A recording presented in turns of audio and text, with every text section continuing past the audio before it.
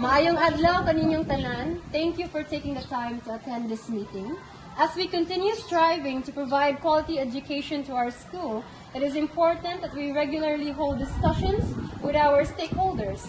I would also like to ask our school board representative, Ms. Klian, to bear witness to the agreements that will be made during today's meeting.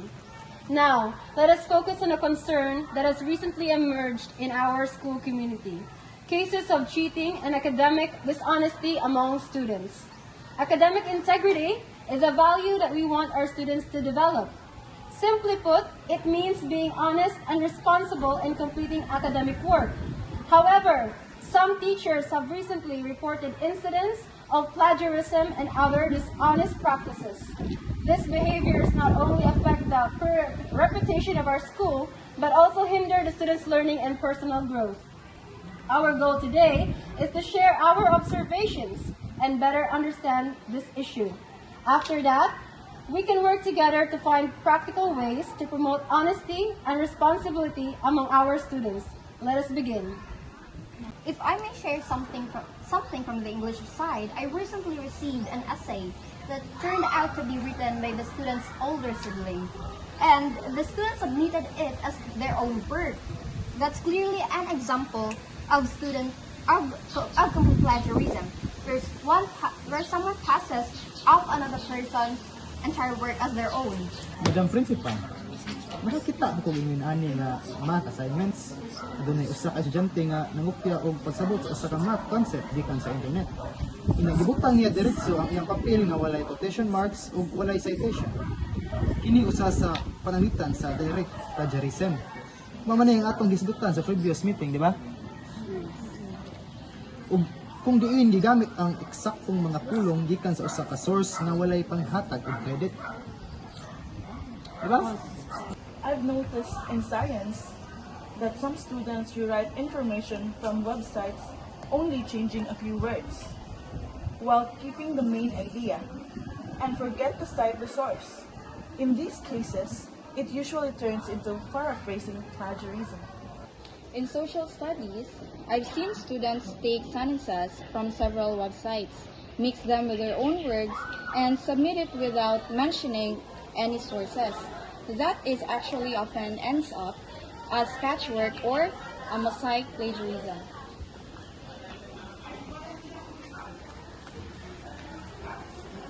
From parents' point of view, some kids submit the same essay with different subjects without informing the teachers.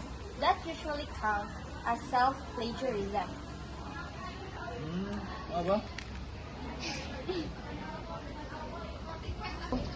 Sometimes, students don't even realize they're doing it.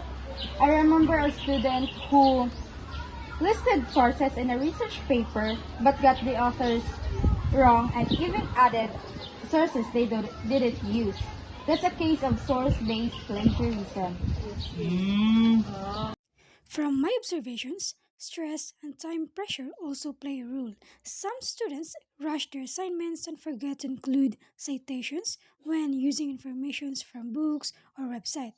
In those cases, it often becomes an accidental plagiarism.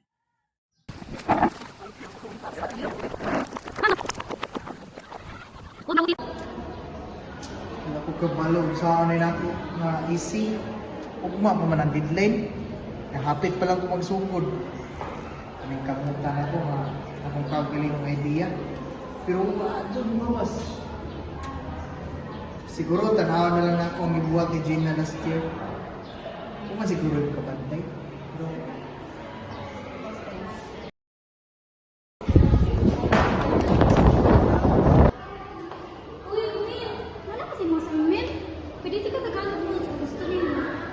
lang, mag-budget lang kaya.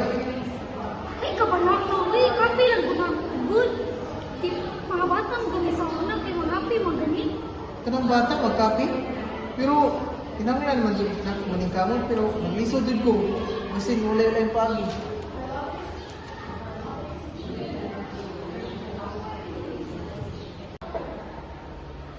Humanan ako.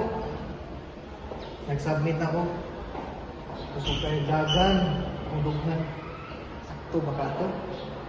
kung may buhat. Pero bati kaya kung ibati. Sakpan dito ani. Sa dito ang akong nabuhat. Gusto man ako mag-excel, pero focus ko sa akong kadlo.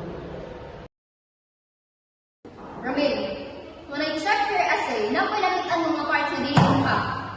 O ganahan ko mag-graduate, I will give you a chance to provide me an original one na parang ikaw ang ganito kung dili hambong ka.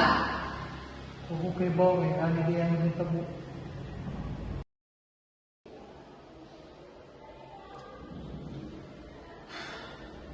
Dili ko ganahan mo, Chief. Pero wala ko kabalo sa akin ko. Gusto lang ko makapasar. Gusto ko makita na kaya na ko.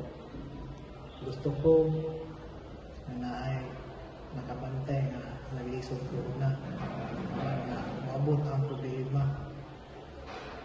Hinaot mo sabta rin yung say dili tungod kay tapulan tao dautan. Pero tungod kay nahadlok pa. Naglibog o nanginahanglan pagtapang. So gayon, maayon ako pagtapang. Panikamutan ako nga ako dyan, akong buhaton. O magmatinunahanan ko.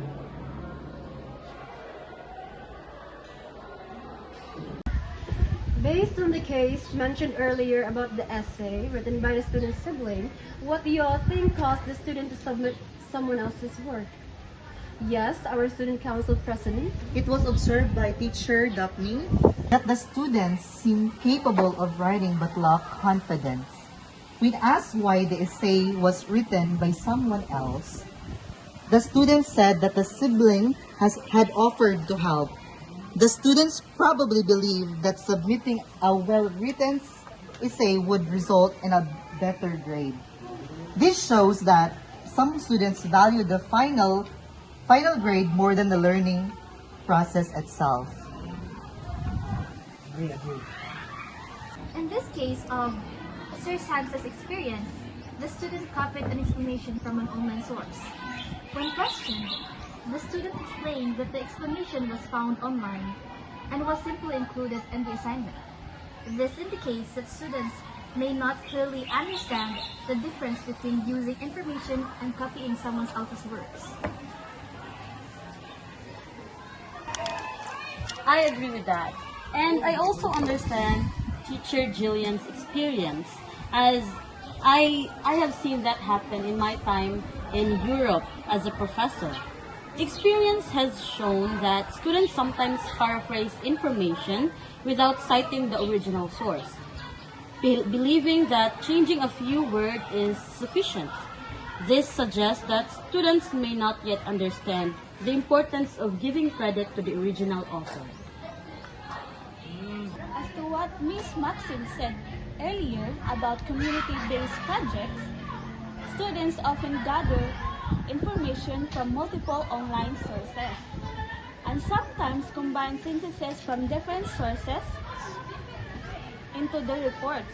While students may believe they are simply collecting information, the lack of proper citation still constitutes plagiarism. I appreciate your insights, dear stakeholders. So it seems that the lack of awareness and research skills may be the contributing factors. Anything else that you would like to add, that anyone would like to add? I also noticed that many students stay up late working on this assignment or using their phone. Lack of sleep can affect their focus and time management. When they feel tired and stressed, they may complete their tasks quickly without paying attention to the details like citations and other. It appears that several factors may influence this behavior. Lack of understanding about plagiarism, academic pressure, time management problems, and even physical fatigue. With these causes in mind, let us now think about possible solutions that we can implement as a school community. From my perspective, teaching methods can also make difference. If we give very clear instructions and guide students step by step, they will understand the task better. We can also encourage more interaction in class so students feel comfortable asking questions instead of just copying answers from somewhere else. Yes, that is right, Sir Santos. Clarity in instructions will prevent confusion among students. That is right, thank you. Anyone else? Assessment methods are also important. Instead of focusing only on final exams, teachers can use smaller activities to monitor students' progress. This way, we can see who needs help before problems become bigger. Exactly. Continuous feedback can encourage students to improve honestly. I would also like to focus on the students themselves. Students need to understand that honesty and responsibility are part of their learning. If they develop self-discipline and learn how to manage pressure, they will be less likely to cheat.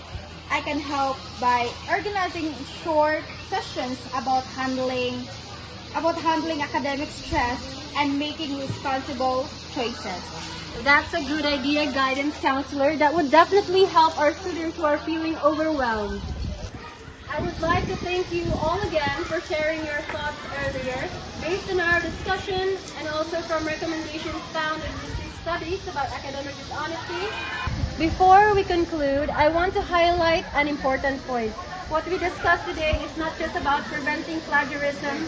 In our school, it reflects broader challenges in society. That's true. Academic pressure and lack of awareness about plagiarism show how our students are often too hard.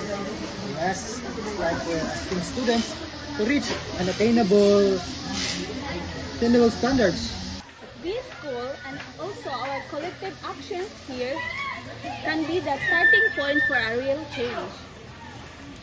Yes, maudi na ang sakto. Dili ba na ang sakto, everyone? Yes. That is all for today's meeting. You are all dismissed.